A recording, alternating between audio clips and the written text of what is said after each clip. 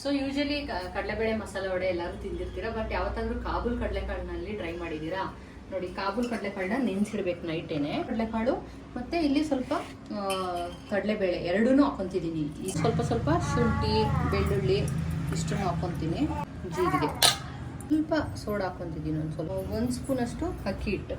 Spice ಬೇಕಂದ್ರೆ ಸ್ವಲ್ಪ normal red chilli ಹಾಕೊಳ್ಳಿ, ಕಲರ್ಗೋಸ್ಕರ ಕಾಶ್ಮೀರಿ ರೆಡ್ ಚಿಲ್ಲಿ ಹಾಕೊಳ್ಳಿ.